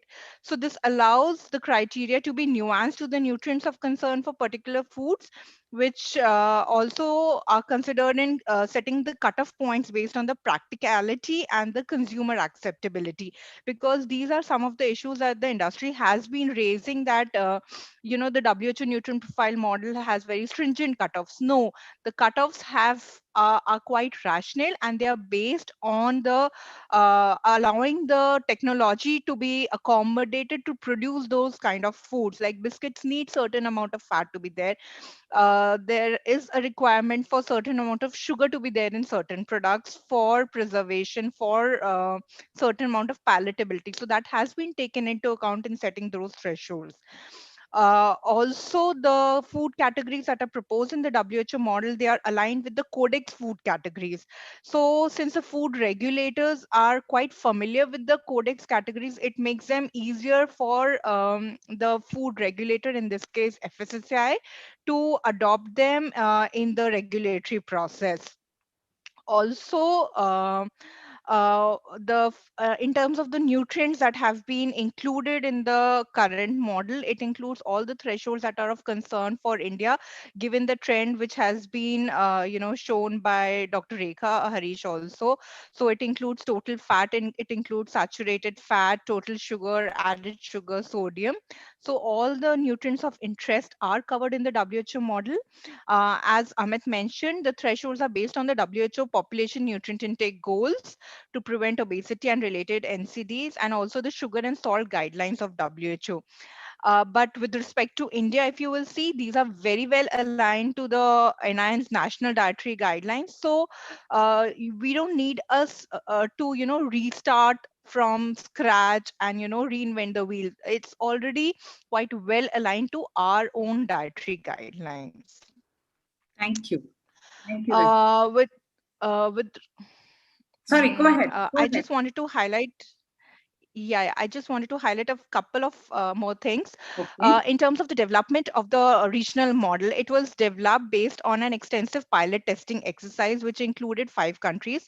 India was one of those countries wherein this whole pilot testing exercise took place in 2016. We had collected over 1,100 commonly consumed packaged food products through an internet and market-based survey, and took the information, the nutrition information from the back of pack of those products. An extensive stakeholder consultation was organized, which included several academic institutions representatives who deliberated on the applicability, feasibility of adopting this draft model within the Indian context, its suitability. So based on all this deliberation, the findings were shared at a regional level during a regional meeting. And the findings from all the 5 countries were then collated to finalize the model. So that's one important thing I wanted to reiterate, that the model has already been validated in the Indian context, and that is why it is quite suitable for India to adopt to develop an FOPL. Another thing that I wanted to highlight in the context of Mary and Barry's presentation was that the WHO nutrient profile model, the thresholds that are provided, they are in the same range as the medium or the amber of the traffic light thresholds that are used in UK or other countries, and also the threshold for the 36-month timeline of the Chilean model. So it's aligned to the global best practice. It has been developed using data from a wide variety of food products which are from India, and with the binary thresholds, it provides ease in monitoring by FSSAI as well, and aids in appropriate consumer choices, and that makes it the most suitable one for adoption in India.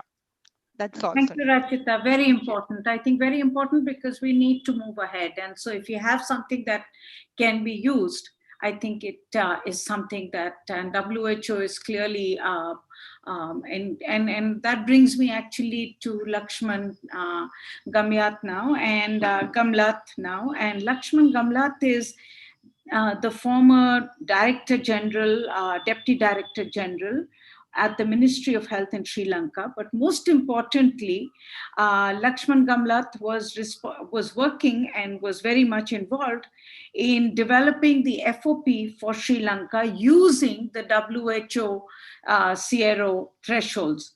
And they have adopted these. So I think it's very important for us to hear from Sri Lanka and to hear about what they did. Yes, please. Thank you, Sunita. Thank you. I'm sharing my screen. Is it visible to you? Yes, it's visible. Okay. In fact, this is the timeline. And we started this counterpack traffic light system for sugar sweetened beverages in 2016. And the WHO nutrient profile model came in 2017. And we developed our own Sri Lankan profiling in 2018. And based on all these and some other facts, we developed and published a new regulation under the Food Act called color coding for sugar, salt, and fat regulations in 2019. So this food color coding for sugar levels regulation 2016 for sugar sweetened beverages, these are in fact the thresholds, and if less than 2 grams green, 2 to 11 grams amber, and more than 11 grams it is red. And this is how it actually appears in the bottles. And our experience with regards, these are the positive effects of this reduction of sugar levels in many beverages within a very short period of time. In fact, almost overnight, people reduced the sugar content of many sugar sweetened beverages because no one wanted to be red. And raised awareness among the public because this was a new thing. For the first time in Sri Lanka, we did it. So therefore, the media gave good publicity, and that created the awareness among the people that sugar is not good for health. Then industry took new initiatives like sugar-free SSBs were not available in Sri Lanka before. But after introduction of this new regulation, 2016, sugar-free alternative drinks came into the market.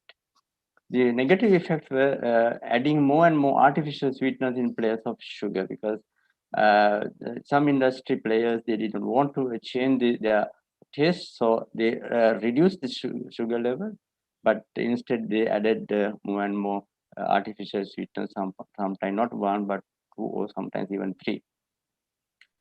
Then in 2019, we brought this color coding for sugar and sugar, salt, and fat. And in fact, the Gazette was published in 2019. And because some practical issues, we gave one extension of 6 months. And after that, COVID came in, and then there were 2 more extension, and it became fully implemented for 1st of January 2021. These are the levels: sugar less than 5 green, 5 to 22 amber, over 22 grams per 100 gram red. Salt 0.25 milligrams. If it is less than that, green, 0.25 to 1.25 amber, then 1.25, above 1.25 is red. Fat less than 3 grams, green, 3 to 17.5 grams amber, and over 17.5 grams is red. So this is how it actually appears in the food label. And by law, it should be in all 3 languages. This is sugar, salt, and fat, and the actual level of the particular ingredient should be there. Now in this case, it's 2.8 grams per 100 grams, so it's green. Here it is over 51.6 grams per 100 grams, so it is red. So our experience with regard to sugar, salt, and fat color coding regulation was that this created consumer awareness through the implementation and subsequent media coverage. Then this became a very useful tool for the health professionals. Say, if you have diabetes, don't use this any product with red label for sugar. If you are hypertensive, don't use any product with red label for salt or something like that. So the message was very simply communicated to the community and the patients. So that was a very useful tool for the health professional in giving the health advisors and even in health promotion activities. Then reformulation of many products. In fact, our experience was that nobody wanted to be red. There are very few red products in the market. So they reformulated it so that the levels automatically came down. And very importantly, this is being used as a regulated tool to restrict sales of unhealthy foods in schools and hospitals. Now, already this regulation was taken up by the Minister of Education, and they have sent out circulars to the schools not to sell anything with red label. Similarly, from the Minister of Health, we have sent out circulars to the government hospitals and even the private hospitals not to sell anything with red labels in canteens and restaurants in the government hospitals. So the constraints we had were industry. For the industry, it was a high cost for a small and medium scale industry for testing and labeling. So they had to change the label, but we gave some grace periods. But for certain small players, the cost of analysis was difficult, and there were few labs in the country. That's why that is one of the reasons why we gave grace periods, because the cost is high and there were a limited number of laboratories who could do composition analysis. Then testing the level is costly for authorized officers also. Now, when authorized officers take samples and taken to the laboratories, that has to be tested in the laboratory, which is costly. Then, but for imported foods, it was easy for us because the importer had to check it. The only the packaged foods are included and missing a fair percentage of consumers, because our experience is that about 65% of the people island-wide use pre-packaged foods, and large numbers of people are using unpackaged food. So therefore, those customers or consumers are not addressed. So we did a survey.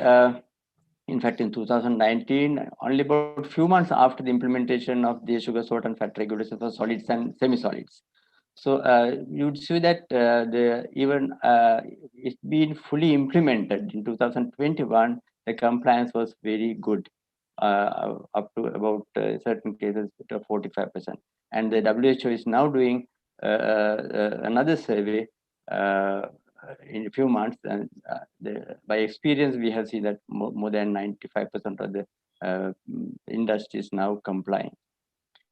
So the challenges are arriving at effective levels and acceptable levels with consensus. So it took about many years for us to get acceptable levels. We, in fact, in the sugar, salt, and fat regulation for solids, we took the nutrition profile modeling also into consideration. Then market values, the industry suggestions, and so many people came to the academia. The food nutritionists and food scientists, all these people came into the picture, and collectively it took a lot of time in deciding the levels. Then getting the industry to comply was very difficult. That's why we gave some grace period for them, nearly 1.5 years. And finally, we are happy now. Almost all the industry players are now complying. Then we had limited the analytical facilities, thousands of products were to be tested in these limited facilities. That was one of the challenges. So this is everything in short. With the given 5 minutes of time, I would be happy to answer any questions. Thank you, Lakshman. Fascinating. I mean, I think a real lesson for the region, and I'm so happy that we have you to demonstrate that this region itself has done it. So something that we need to hold up as a role model. I will now ask Ashim Sanyal. Ashim is the CEO and Secretary of Consumer Voice. Consumer Voice is a very powerful, influential consumer organization in this region. So we are really happy to have Ashim with us. Ashim, please. Thank you, Sunita. I think basically I'll begin by saying that last 1.5 decades has been a decade of developing and marketing of microprocessed food and packaged foods, where the consumption or the market share of these have gone up significantly from around 9% to 24 to 28%. The industry doesn't have the figures that way, in fact. And this has been the time where civil society organizations also have been very active in this particular field. And as rightly pointed out by you, the movement started way back in 2012. And it's been almost a decade since we've been struggling with it. I'll basically dwell upon, since the technicalities have been taken care of by the previous speakers, and everything literally has been covered very well. In fact, from the process to the technical aspects of FOPL. In fact, I'm going to basically dwell upon what has taken so much of time and what can possibly be done by civil society organizations to actually move the process forward. The industry has been always coming up with the opening statement that we are all for FOPL and we'll support it wholeheartedly, in fact. And very obviously, there's a back-end process which derails the entire thing, in fact. And what makes this happen? It's very obviously what makes this happen is very, very critical for us to understand. This is basically because options are available as far as models are concerned, as far as threshold levels are concerned, as far as different global practices are concerned. And this has made this subject very difficult for us to push through, and also very difficult for the regulator also to accept a certain model as being a perfect model for India. It's very important for us to actually dwell upon this particular fact that today FOPL basically for a consumer is something of an indicator. Let's remember that for a country like India, where there is illiteracy and not much of education all around, in fact, these are basically indicators about certain foods which are high on salt, sugar, and fats, in fact. Now, these indicators are obviously on towards packaged food, which has got a marginal share of fair share of the market, in fact, and we are eliminating, quite a large section of the population from this, unless, of course, adopted for bulk packaging for distribution and midday meal scheme and NCDs scheme, etc. So the criticality here is basically to arrive at a consensus model, one. Number two, at a particular level of understanding of where we can be in terms of reducing the quantities about high salt, sugar, and fats. Let's forget about trans fat now that we have a regulation and a deadline for that. At least these factors should be taken in, and whether we follow the PAHO model or the Sierra model or any other WHO model, which is basically had some kind of impact globally, uh, we need to actually focus on one particular issue, and that is what is called as threshold level, which I understood from the meetings, the FOPL meetings in FSSAI, that the industry can play around the bush for a very long time if we do not determine these basic back-end factors. One of them critically is threshold levels, in fact. Second is adoption of WHO guidelines, in fact. Now, very obviously, the bone of contention here is WHO model in terms of percentages of various salt, sugar, and fat components acceptable to the Indian palates or not. And the second aspect is that, which the industry obviously is definitely afraid and a little apprehensive about it, and focuses on generally on this particular argument. Will every packaged food literally go into the red sector? Of course, your slide did show that particular factor. It will definitely if you start off from today's context.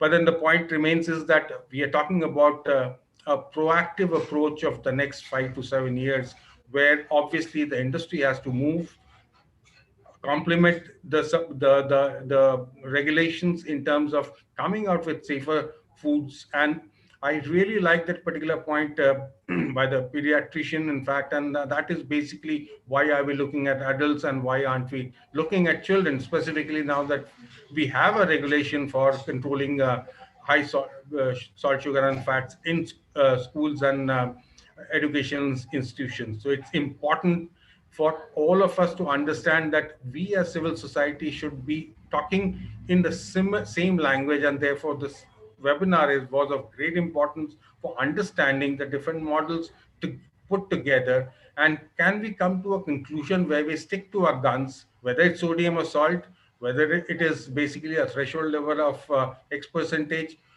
Can we put up a chapter in front of the regulator where we say that these are acceptable to us? Anything beyond this or below this is not acceptable to us. I think that's the way forward if we are to have a faster goal, because of the simple reason that please take into account this is not going to come into effect before 3 years of time. So we already have taken a 7-8 years and 3 years of time, which is more than a decade. So if we are able to push through the regulations, and I'm not a firm believer of this the percentages. In fact, it has to be in one go, because that will make an impact. Otherwise, we'll keep on doing market studies and surveys and basically come out with different factors. And obviously, the regulation changes will also be there, in fact, in terms of eliminating. Anybody who has read today's press statement in terms of the industry coming out with a press statement, which means they're fighting it out real hard. And the press statement very clearly mentions about their doubts on FOPL as a chapter, in fact, where really they can control it or not, in fact. So I'll stop at that, because obviously, Sunita, you're running really I'm out of time. running out of time, and I want George and Vandana both to comment. And so thank you very much, Ashim. And I want a few minutes to wrap up. So I'm dying to speak. So before I do that, let me ask George. George Cherian is the director of Cuts International. Again, a very powerful voice in the consumer space. And so George, please go ahead. Thanks, Sunita. Due to the time constraint, I will strictly limit myself into the consumer perspective. As all of us know, right to choice and information are fundamental consumer rights. And I see FOPL as a means to empower and help the consumers to make informed choices of healthy packed food products. And the timing, I think FOPL is an urgent need than ever before because of the context of the pandemic. There's an increasing consciousness among the consumers about the healthy choice for the food. And even the lockdown, it shows that there was 4,550% increase in the Google search for healthy and sustainable lifestyle. Because consumers think that one way to fight the virus is to have healthy food and in turn enhance the immunity of the body. And as all of us know, there is a direct correlation that nutrients have with the body's immunity and health. That is the first part. Second part, already Amit had mentioned, almost 62% of the all preventable premature death in India attribute to the NCDs, the pre-pandemic level. And studies during the pandemic shows that people with pre-existing NCDs and comorbidities are more vulnerable to the pandemic. A WHO study done in USA released in June 2020 shows people with NCDs are 6 times more chances to get infected and 12 times more chances to die. I'm not going into the detail. 32% of the people who died in US are with the CVDs and 30% with the diabetic and all. And we all know that one of the main reasons for increasing NCDs is the HFSS or the junk food, as you have mentioned. So the FOPL should help the consumer to make the healthy choices and in turn to play a critical role in combating the NCDs. So there is an urgent need to go with the FOPL without any delaying further. And when we are saying the consumer to make the healthy choices, it is a very difficult thing because, as you know, our market is flooded with a lot of products, both domestic and the foreign manufacturers. Here, I would like to mention some of the consumer surveys. Most consumers spend fewer than 10 seconds in selecting each item, while does not give them enough time to compare the nutrition fact panels that are found on the bags of packed food. Another Nelson survey says 59% of the consumers around the world have difficulty in understanding nutrition labels on food packing. And another NIN study shows only 50% of the adolescents were found to be reading the nutrition panel. Another supermarket exit survey shows only about 20% of the consumers check the nutrition information, and 40% of the consumers said they would like to have some easy to understand symbols than the text intensive nutrition information. This is about already the nutrition facts given. So we need to keep in mind that the consumer responses while we are talking about the front of the pack labeling. I fully agree, and there is a consensus. CUTS is also actively involved in the FOPL process with FSSAI and work closely with the FSSAI, with CSC and other consumer colleagues. So we totally agree for a country like India, it has to be a warning label and it has to be mandatory, taken into various factors. So few things about the nature of the symbol or the warning label we are talking about. Already it is mentioned. Still, the 2020 study shows India only 77.7% of the people are literate. Out of this, 84% are male, but still the female literacy is around 70% in the country. So this literacy fact, along with the barriers already mentioned by Amit, like language, culture, regional differences and all, has to be taken into consideration while we are finalizing the thing. So what I want to mention is the FOPL symbol that we are, or the warning label we are talking about, it has to be simple, interpretative label that incorporate uncomplicated formats. Yes. Warning labels and icons best facilitate consumer comprehensions in a country like India. And symbols can be classified as, some of the information how nutrient-specific food label symbol that inform the consumer about the level of specific nutrient in a food item, or summary indicator food label symbols which help the consumer differentiate between healthy and unhealthy food item, or food group information symbol that inform the consumer about the food groups present in the food item. So we need to do the research. It has to be research-based solution, should develop and acceptable, culturally appropriate, and easy to understand labeling format for mandatory FOPL. Must be preceded by strong research and field survey, and in a format that is understandable and acceptable to all. I will conclude here. Thank you. Thank you, George. Vandana, I'm going to jump straight to you. Vandana is the regional director at the South Asia programs for the Campaign for Tobacco-Free Kids. And Vandana, please go ahead with your comments. So very quickly, I'm going to use my last 5 minutes to, talk about, really talk about how, that we have a big battle ahead as we try to push for strong warning labels, in India. And this is no different from the battle that countries, where my organization, the Global Health Advocacy Incubator, has worked, where in fact running campaigns right now in 5 countries, in South Africa, Argentina, Uruguay, where industry actually uses the same playbook. And I just want to share some of the arguments in the next 5 minutes, that these are the same arguments that will come up in each of the, in India as well. And they obviously, as Ashim clearly pointed out, we are where we are because of the the situation with the industry pushback. So here's really the 10 countries in the world that have implemented mandatory warning labels, and we've seen sort of from the experience, and if, as you can see from this map, there are really just 4 countries. We heard from the Chile experience that have implemented the warning labels that are really effective. You have the other systems in the other countries.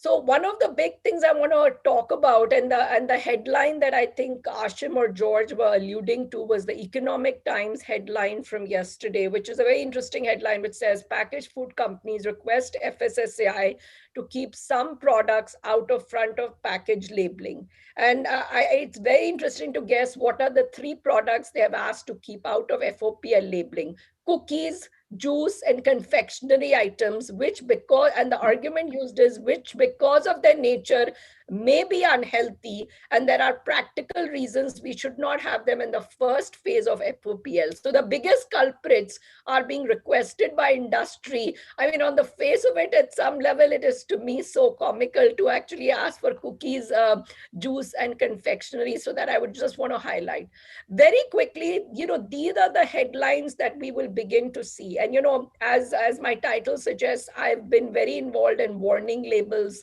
the fight for strong warning labels on tobacco, not just in India, but in the entire South Asia region.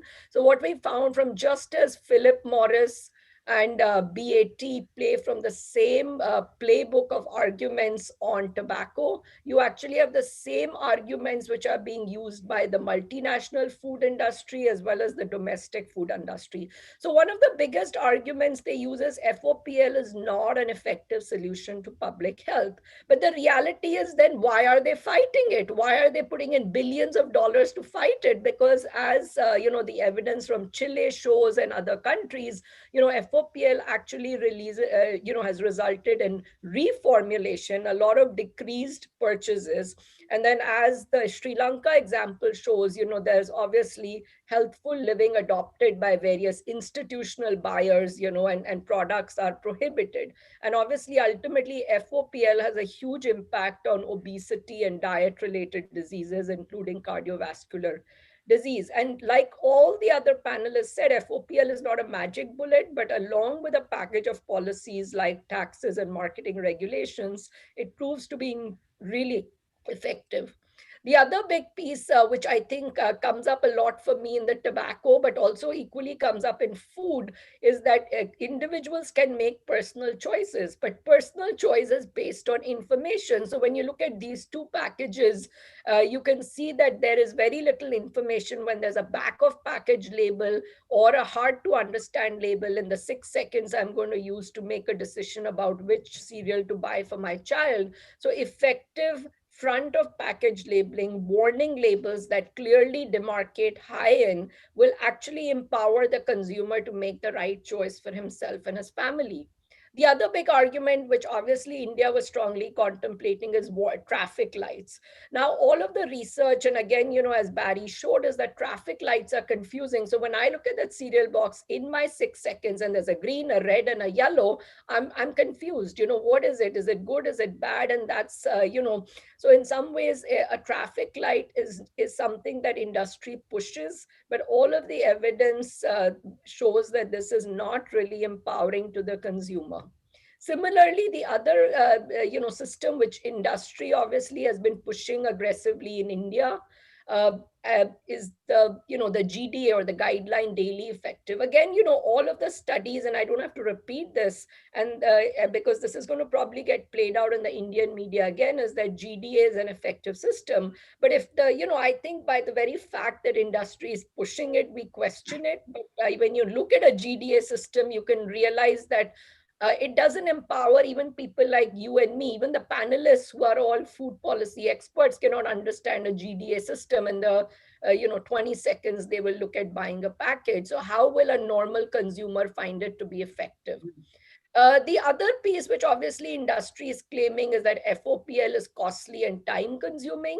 Now, a lot of, we say that industry repackages, like their packages all the time. During COVID, within 1 month, the food industry, because they were looking at people buying so many packaged foods, had COVID friendly labels. They had COVID suitable labels. So when it suits them, they obviously reformulate the packaging. But if it is genuinely a barrier, we can allow industry to use stickers on the package, as opposed to sort of really completely reformulate the package.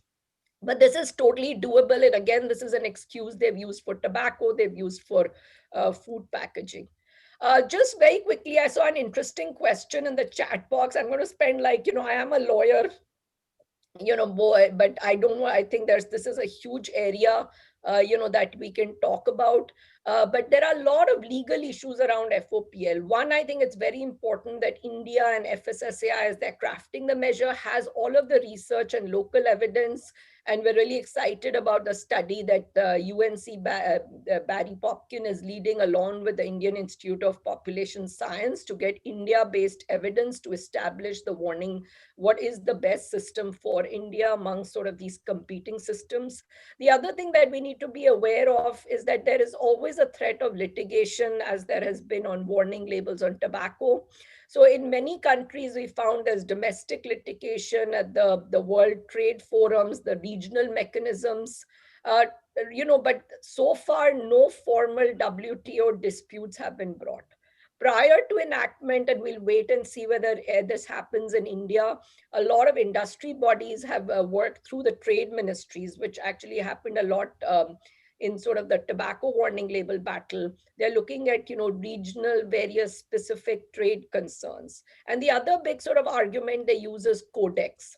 I just want to say that all of these arguments, I'm not going to repeat these, but these are all sort of standard arguments against effective warning labels on tobacco and food that empower consumers. The fact that FOPL is more trade restrictive than necessary, the fact that, that a FOPL system does not align with the codex system. And I think, and the fact that it measure infringes trademark rights. And I think there's no legal jurisdiction that has upheld any of these rights. So I think we have a very strong case to be able to fight back in order to implement a very strong FOPL system in India.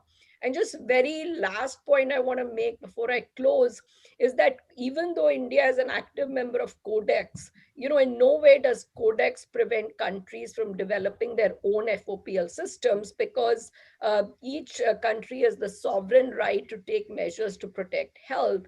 And FOPL has been established in all of these countries. We have now these 10 mandatory systems. We have another 10 countries where my organization is working, where they're looking at like effective FOPLs. These are not a barrier to trade or intellectual property rights.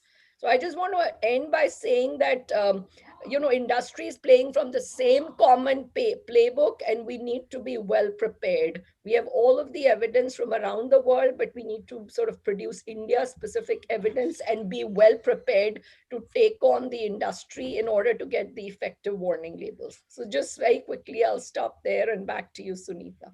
Thank you, Vandana. Fascinating. And thank you so much for sharing this. I think it empowers all of us in terms of, understanding the game book that the industry has.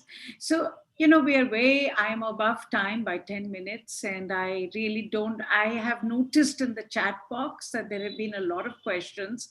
And I have also been happy to see that Barry and Mary and Amit and Rekha ji have actually provided answers on many of the questions.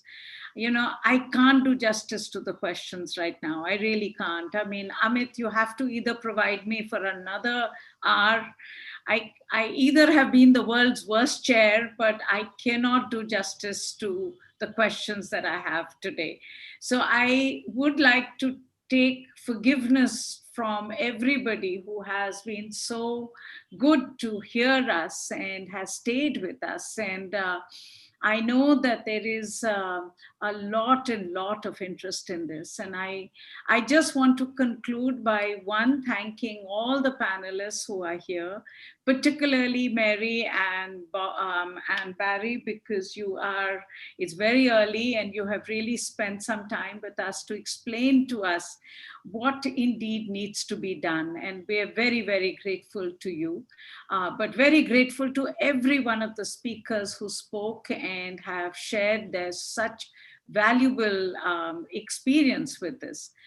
For me, just to conclude, I do want to say that I think it's time we moved ahead. And as Vandana very clearly said, there's going to be a lot of pushback. In fact, yesterday when I saw the Economic Times article, it was very clear to me that we are making a difference. And there is a lot of disquiet in industry right now. And clearly this very effort that we are all doing to come together to make sure that we can provide both the science, but also the logic for why we need to move ahead and why we need to move ahead quickly. And I think there will be a lot of industry speak. We have seen this committee after committee after committee. Amit and I have been involved, whether it has come to the adulteration in honey, to trans fat, to now, every time industry's pushback is either to say it's not possible, or to point to very small unorganized industry, or to point to the lack of science and to try and make sure that they can confuse the science. I think what we have heard today, and if I can just lay it out very clearly, because I think it's time we actually moved ahead. So as I'm hearing it, one of the things that is coming out from Mary's presentation, as well as from what we heard from Barry, is that we need an effective warning label, which is simple and interpretive label, which needs to be there as front of the pack. And I think that's good learning, because 4 years ago, we all thought traffic lights would work.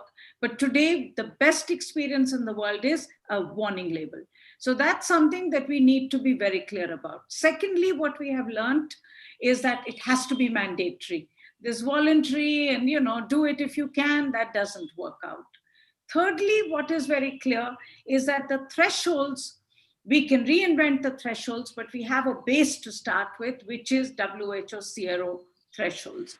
And if at all, we need to tighten the thresholds, not at all think about weakening the thresholds. So we need to use those thresholds to move ahead, rather than allow industry to fiddle and faddle and constantly try and it's always one industry versus the other. So it's carbonated beverages versus the noodle industry. So it's salt versus sugar. Why should we get caught into it? The fact is, thresholds are there. We can tighten them as we go on, but we need to move ahead. So thresholds are clear, mandatory, and it's very clear that the timeline cannot be forever. And I would really argue, unlike what even Amit said, I would say that we do not need a graded implementation plan, because it's impossible to do so. We need to do it. We need to do it now. And Rekha ji will agree that when we did our work in 2012, 2013, and literally industry had us in tears at some point at the harassment and the badgering that they did of us. I think we have come a long way, but more than that, it's now very clear that this is a health issue. I mean, Ashim talked about it, George talked about it, and I think that's what we need to emphasize. Today, the data is very clear. It's not only even obesity, it's overweight people are more susceptible to COVID-19. Overweight is a problem, and overweight is linked to the food we eat. So I think it's time consumer groups, environmental groups, pediatricians, lawyers, all of us, and campaigners, and we look forward, Vandana, to working with your group and many other groups to really this time not lose the momentum. It is very clear industry will fight, but it is also clear that we have the power of truth, we have the power of knowledge, and we have the power of societal imperative. So given all that, I think this is really the moment, and let's not lose it. Amit, very important work going ahead. So thank you very much, everyone. And I will not ask, I really would like to seek forgiveness on the lack of time for questions, but we will put up all this information on our website.